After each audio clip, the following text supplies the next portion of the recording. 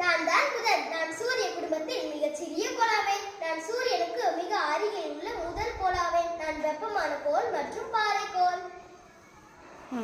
நான் தான் வெள்ளி. நான் இரண்டாவது கோள்.